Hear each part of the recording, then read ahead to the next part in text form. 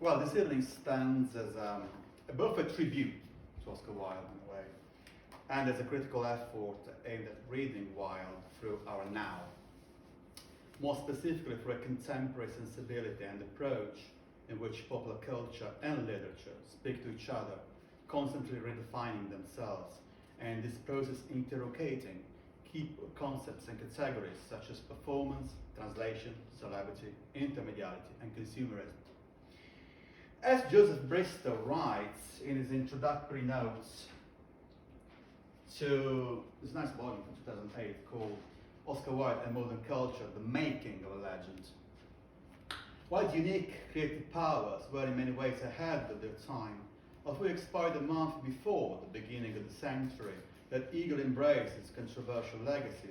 Wilde's achievements, ones that regularly unsettled some of his more conservative-minded contemporaries, will prove to be sources of inspiration for such diverse developments as Franco depiction of marital discord on the English stage, campaigns for homosexual rights, the emergence of the cultural celebrity, critical mythologies that champion the birth of the reader, and modern obsessions with the figure of the beautiful, faithful young man.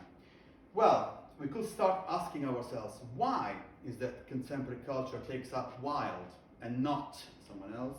Why is that Wilde, more perhaps than any other Victorian or modern thinker, spoke and continues to speak to our most pressing cultural concerns? What was so right about his vision?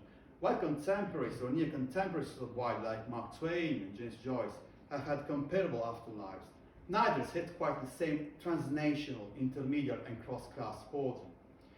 What is it about Wilde that so easily crosses these borders, as well as the border between high and popular culture? Well, today, many studies insist on, or at least point to Wilde as our contemporary, as Scott famously defined Shakespeare, on how we see and perceive the world through his eyes. Yet it is also important, in my view, to investigate how the contemporary world sees and represents at its stages Wilde. And of course, throughout my life, I've been particularly, the book is the outcome of this interest, long-left interest, was particularly fascinated by ways of rewriting and performing Wilde in fields of cinema, music, and literature.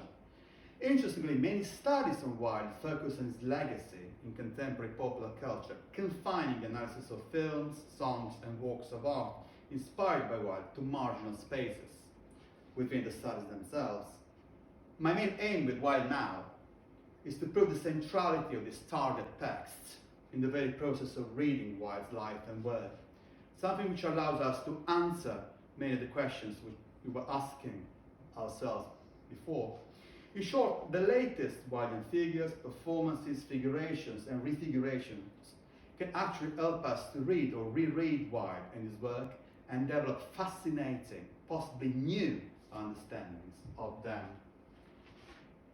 A key issue in my research is the link between Wilde and performance, which also connects with the relevance of intermediality in the investigation of the link between Wilde and contemporary popular culture. Here, fearing, in particular, Wilde's own critical writings included in Intentions, more specifically, Truth and Masks, The Decay of Lying, and The Critic as Artist, and practice, so theory and practice, that is, his early performances in Dublin, Oxford, and London illuminate each other. In his essays, Wilde advances a set of ideas that will be taken up by postmodern theorists such as Roland Barthes, whose death of the author interestingly connects with Wilde's The Critic as Artist. Jacques Lacan, who is similar to Wilde, The Decay of Lying, not only accords a privileged role to art, but resists the idea that art needs to reflect faithfully or serve the existing social and intellectual norms. Or Jacques Derrida, with emphasis on style and on difference rather than identity, but also in the construction of binaries, and particularly the binaries true, false. And of course, Judith Butler and her idea that gender is performatively constituted. Well, Wilde was the first proper celebrity and icon of the modern era, emerging from the impact he had on postmodern American celebrities such as Andy Warhol and Al Pacino. In Italy, we say Al Pacino, because of his Italian origins. In his 2011 docufilm Wild Salome, Al Pacino documents the period in which he performed in a production of Salome in Los Angeles, while also making a movie documenting the mounting of the show, shooting a narrative film version of the play.